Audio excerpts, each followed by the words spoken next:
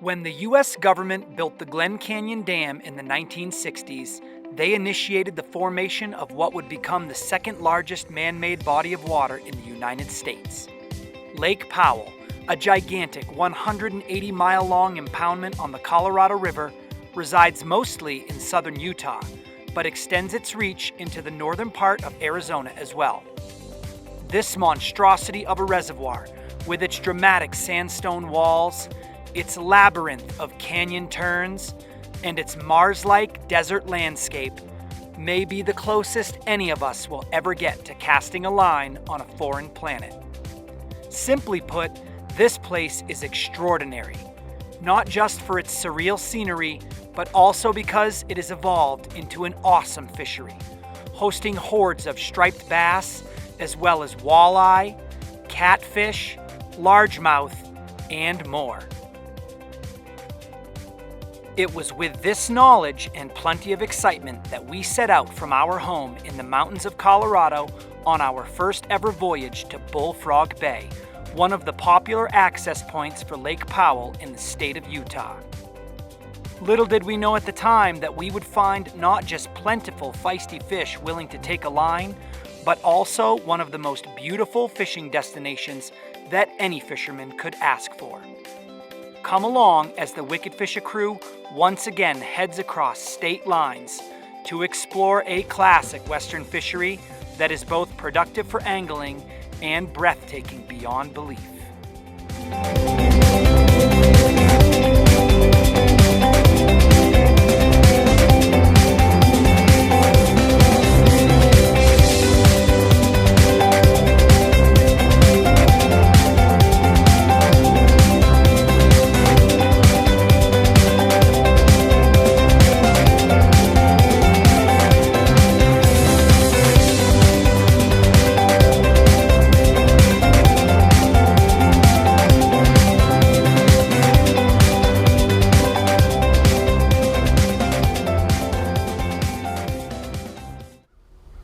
Hi, I'm Mike McFarland, and welcome to the Colorado Wickedfisha.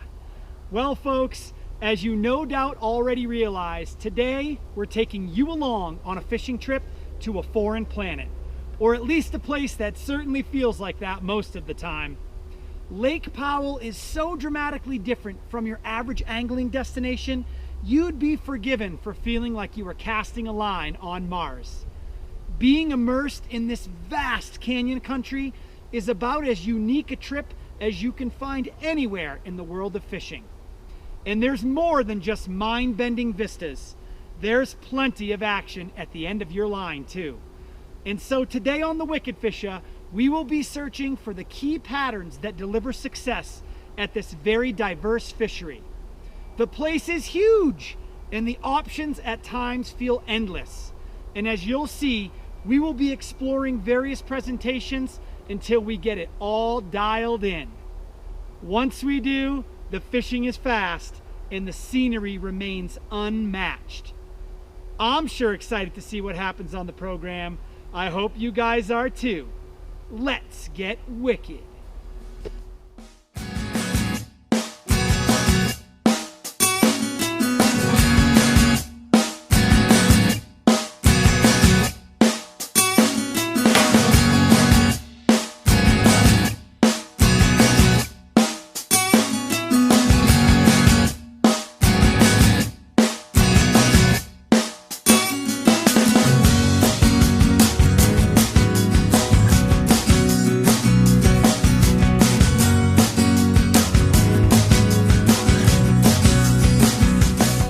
Well guys, here we are. We're about to launch on Lake Powell for what is going to be our first full day of fishing. We arrived yesterday after a beautiful drive through the desert. We got here to Bullfrog Bay, and we're gonna head out and hopefully try to find some stripers. That'll be kind of a main lake sort of search, and we may even try to target some bass, smallmouth and largemouth in the backs of the coves. And I think we're just gonna kind of see what Lake Powell wants to throw at us and go from there. So wish us luck.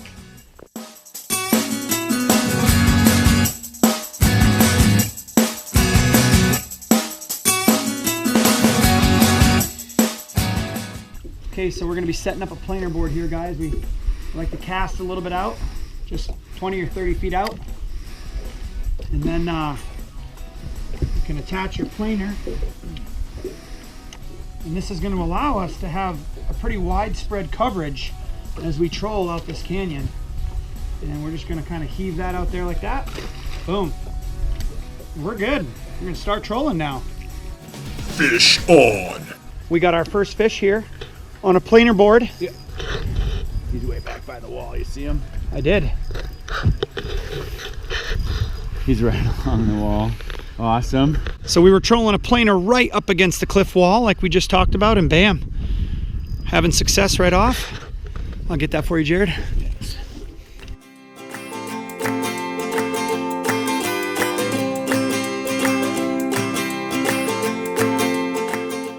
All right, Jared, there's our first striped bass. Nice little warm-up fish. I'm thinking we're gonna keep that one and probably cut him up into bait because that's a very viable tactic.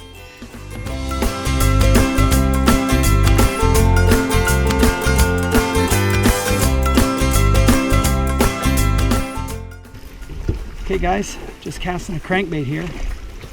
Feels like I got something, likely a striper.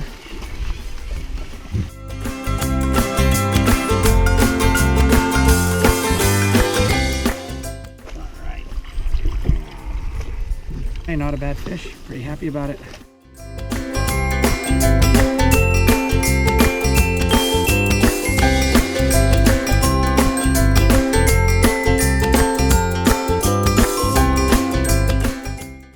Fish on. You do have a rig out there, Jared, but that's okay. We'll see if I can't work around it. Wow.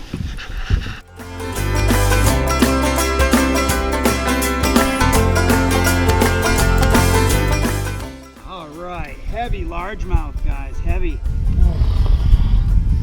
It's a nice bucket. Getting into that 20-inch class of largemouth. Nice big fatty. You guys can see that fish.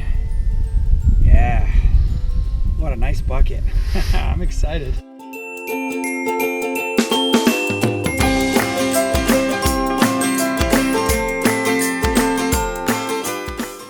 Well, I gotta say, guys, I mean, this is unbelievable. This is like fishing on a different planet. We're up against a wall that's some 150 to 200 feet high in spots, and it's just very dramatic. At times, the sonar right against the wall is saying that we're fishing in about 100 feet of water, which is kind of remarkable to think that this cliff just continues all the way down to the canyon bottom. And for some reason, you know, you have these schools of stripers that like to stack in certain areas, and we're just hopeful to get into those schools. So we're going to continue working this wall to the mouth of the next canyon. Okay guys, we were stationed right along this super steep wall, as you can see, and Jared's got a fish on here just jigging, vertical jigging out of the boat. What we've done here is we've used striper meat on the jig.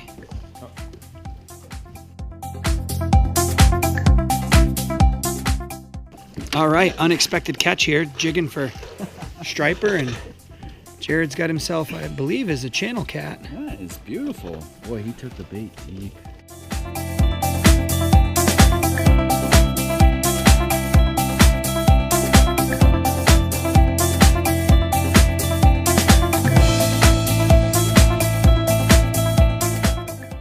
Basically, a thunderstorm kicked up really quickly, and there's just not very many places you can fish where, you know, you agree to go hide in, you know, a cave. We have a beautiful overhanging cave. We just drove the boat in here, and we are out of the storm and out of the rain. Probably a great time to have a cold beer and wait this out.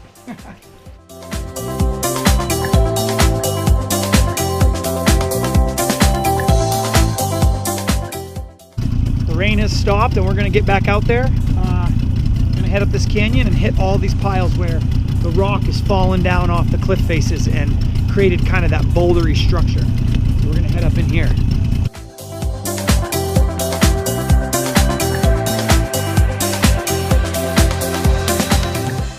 Nice, buddy. You got one? Yeah. Oh, he's fighting. Nice. Picked him right off some of that structure. Oh, nice. He's a good fish. It's a walleye. All right, Jared, our first walleye of the trip. Nice. What'd you get him on? He came on the shad wrap. Shad wrap cranking against the boulder structure. Nice work.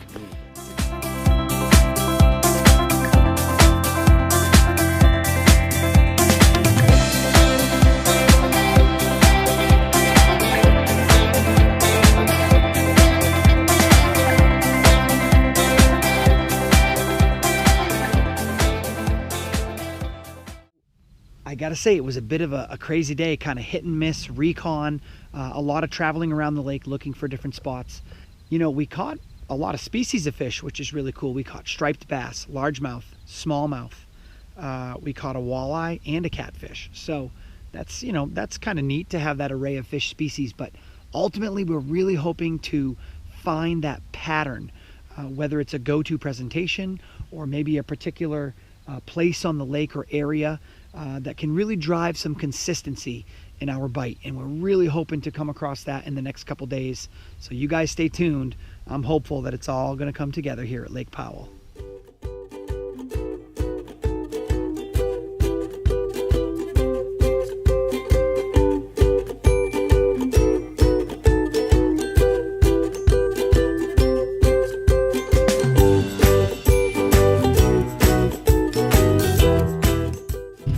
Jared's got a fish on here. It's not ripping the planer board down, so it's probably not a gigantic one. But Feeling a lot of head wag. Oh, did he get off? He may have. Nope, there he is. There he is.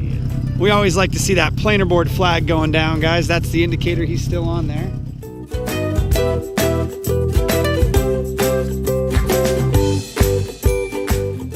Okay, bring her on up. Yep, there's it. Sorry.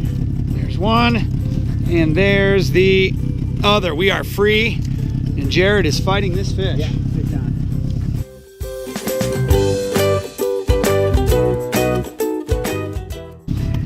Nice job, Jared. Decent first fish of the day. Great, that's going to help us. We're going to fillet him out. So now we have the cycle of bait begins. Cycle of bait. We're always happy to get onto a fish in the first 5 minutes of fishing, and Jared has succeeded.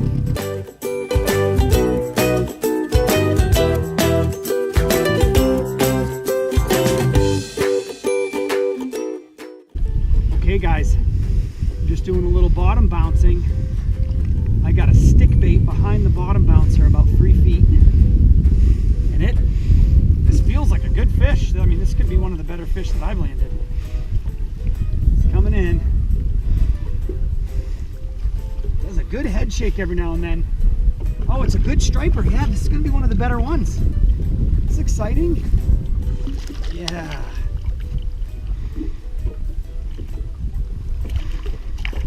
Yeah, all right, guys.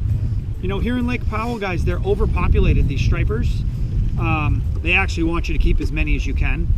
And overpopulation causes this kind of poor body condition. You can see he's kind of snaky, where a lot of striped bass might have a bit of a bigger belly in here. You know, they're just real racy and snake-like. So still fun to catch, and we're gonna keep at it. This is great fun.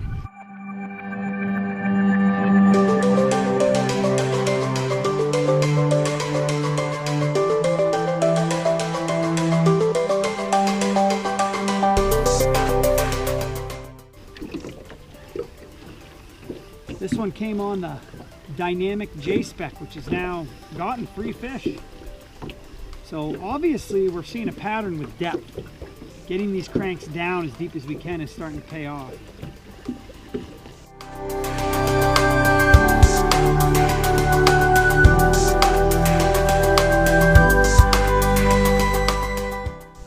Yeah, you know, these ones are kind of fun to catch. We're targeting stripers, but they inhabit some of the same depths. They forage on the same stuff. And Lake Powell is known as a decent walleye fishery, so multi-species day.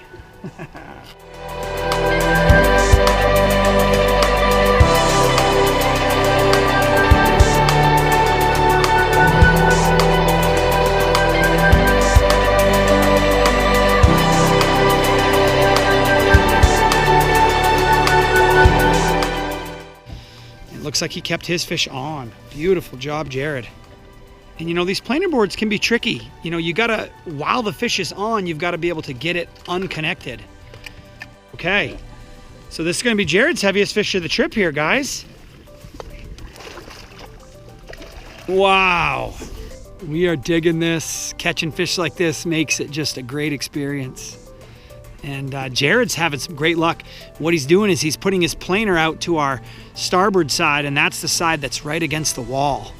And that planer raking the wall is really showing some success. Awesome job.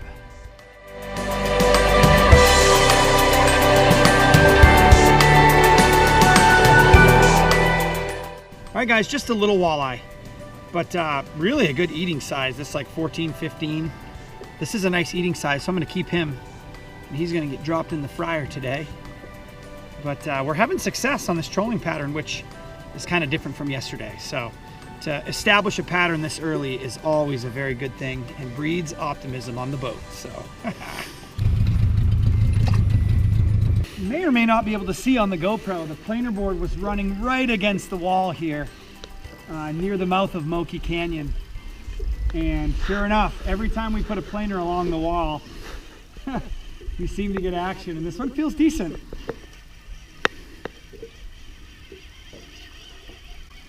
This one feels pretty decent. I'm excited about that.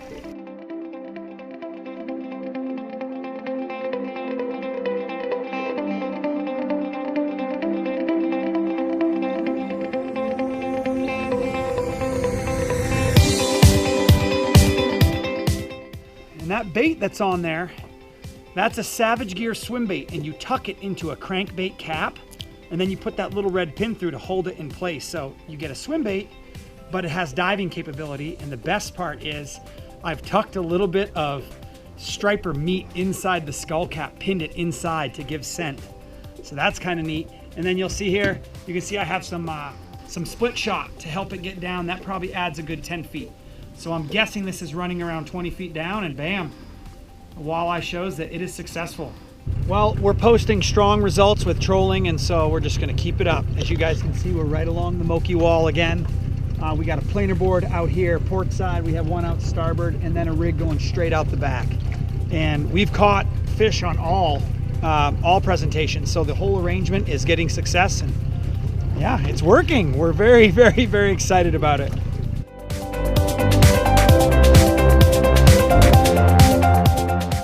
There we go.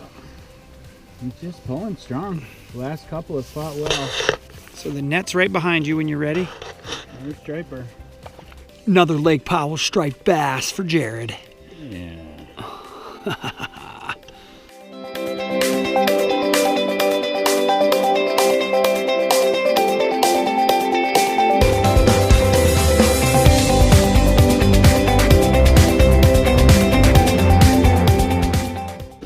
Nice feisty striper. Let's get your head up. Oh yeah. Let's get your head up. Another decent little Lake Powell striped bass. We're doing really well on this presentation, and catching these is quite fun.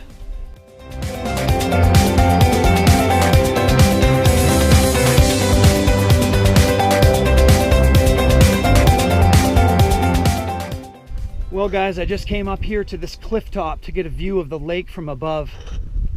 And it is just unbelievable. This is the Moki Canyon, and you can just see how expansive it is. 400-500 foot walls in places. Absolutely amazing to fish here.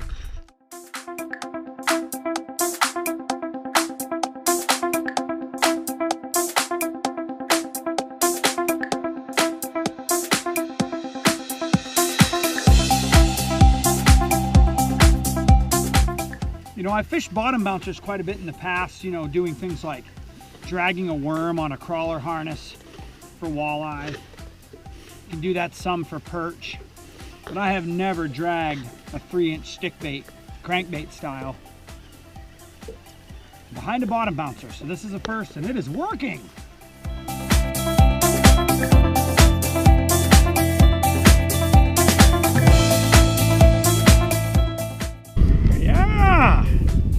That one's a little longer than the last couple.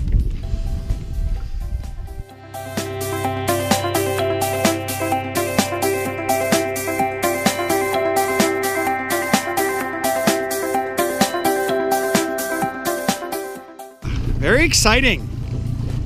We haven't gone long without excitement today, which makes for a great day of fishing.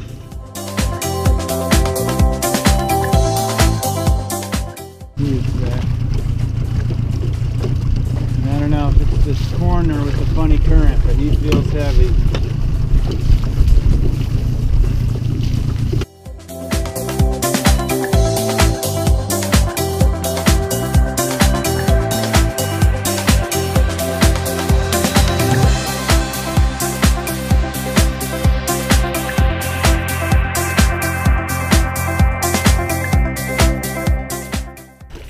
Decent little walleye. We've had some fun on these, and these are great eaters. If you guys are catching this size anywhere, what a great fillet.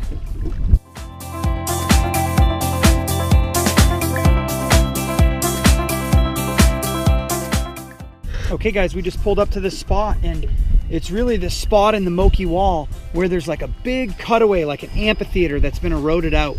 And that's kind of what's going on behind me here. And right at the mouth here, it is going off. The sonar is crazy. Every one of these signatures, guys, is fish, and it's just absolutely crowded, and it's really easy to get them on. We're basically just jigging striper meat from other stripers that we've caught. What do you think, Jared? Oh, it's pretty awesome. I'm actually getting taps right now. Fish on, bud.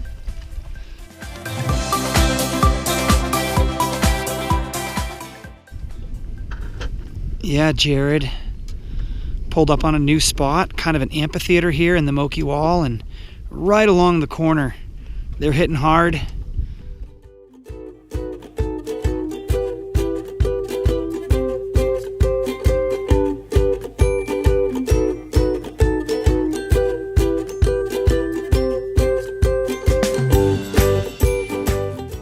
Sunset action here at Powell. Yeah. The stripers are fighting. It's gonna be a decent one. Okay. Nice striper here. Lake Powell, Moki Wall. It's good stuff.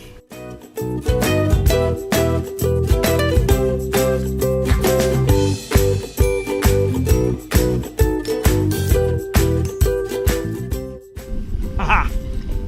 Yeah.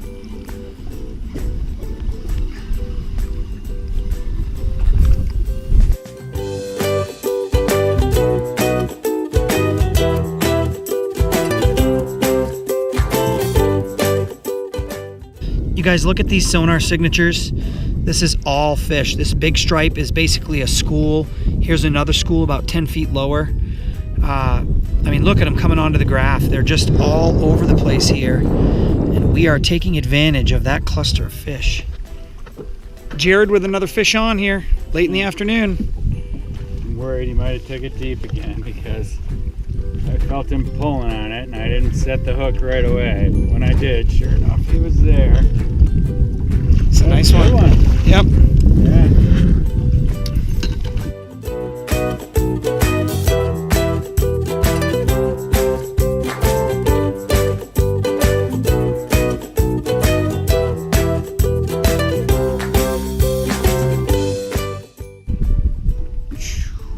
Nice fish, man.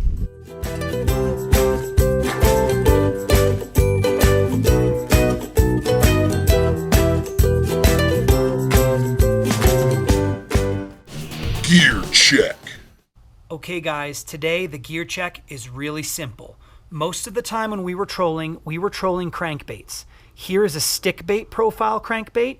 This is a dynamic J-spec. You could troll this by itself and it would be getting down between 7 and 12 feet on a long line. But even better is to secure it behind a bottom bouncer. We would usually have 3 to 6 feet of line between these two. And this was really good at getting it down into the strike zone, anywhere from 30 to 50 feet down in the water column. Now keep in mind that even though it's a bottom bouncer, it's not actually dragging along the bottom at Lake Powell because that lake is so deep, usually anywhere from 100 to 150 feet deep. The other really effective method was vertical jigging, and you could use a 1/8 ounce. This is a slightly smaller jig head, and that would allow the bait to flutter a little bit more, or you could use a 1/4 ounce and get it down a little more quickly and have your line a little more taut. And then the two choices that we used for bait on that jig head were quite simple. You could use a whole anchovy, which is what the swim bait here is representing, and we would rig that whole anchovy right through the skull like you see here and just send it down whole.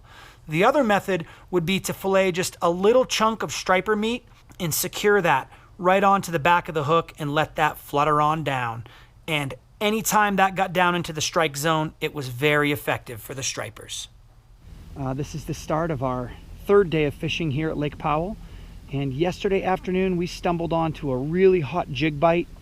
We're hoping to replicate those results again today and get on that jig bite, work those stripers, and put some nice fish in the boat. So here we go, day 3 of Lake Powell.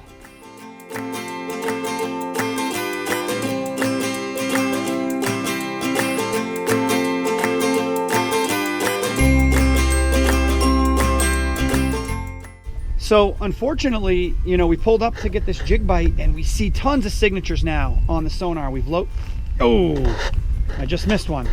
We've located the school, and the big issue that we're having, I just missed one again.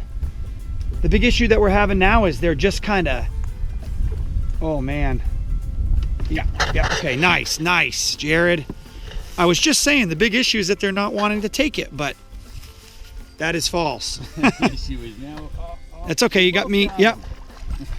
We're a little tangled up there. We're not going to worry about that. Jared's just going to net this fish. Nice job, Jared. Hey, buddy. Thank you. Yeah. Nice to be on the board. Right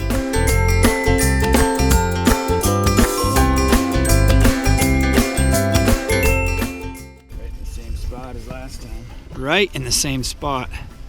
Jared's hooked up once again. Here's your net. Sorry, Norm, if I snap your rod. Nice feisty striper. Yeah.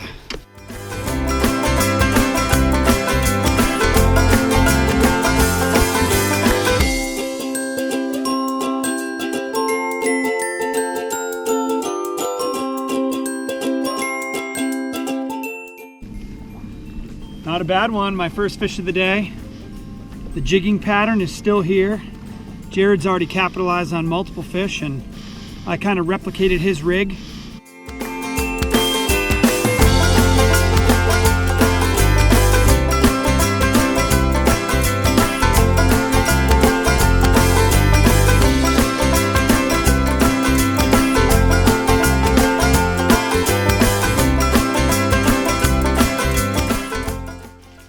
Yeah, Jared, nice catch. That's awesome. Here's another cool thing, guys. Jared's got one and I'm fighting one at the same time. This is fast action.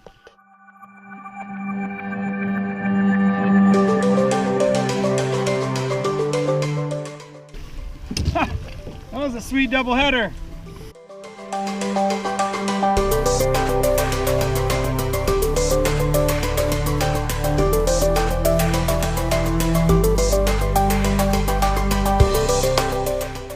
So we're pulling back up to our money spot here in the afternoon, and we're going to switch up to a very realistic bait rig. This is just an anchovy with a hook threaded right through it. I've taken the line and gone right in through the mouth, out the gill plate, and then hooked it in the back. And hopefully that kind of realistic presentation is going to get some reaction from these fish.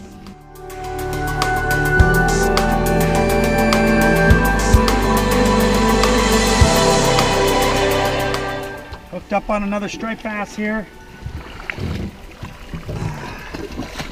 Pretty good one. Yeah, really skinny, nice and long, but a real skinny striper.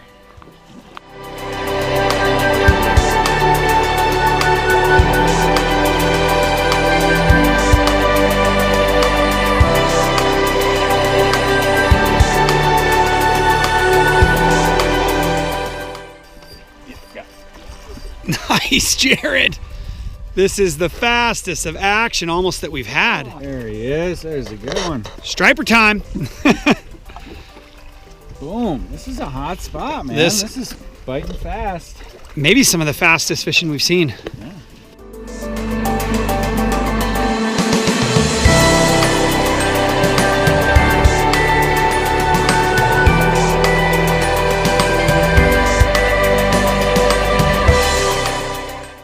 That's a nice long striper right there.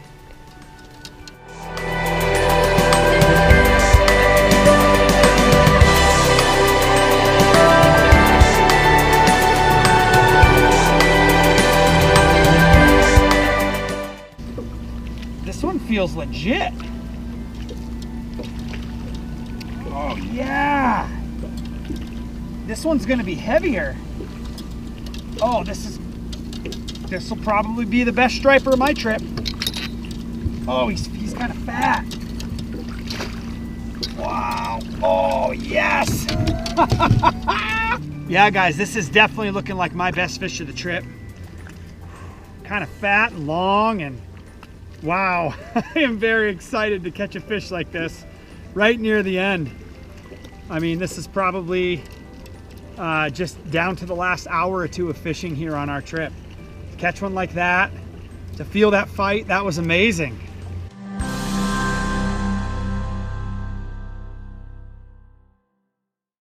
Well, guys, thanks for joining us today on the Colorado Wickedfisha.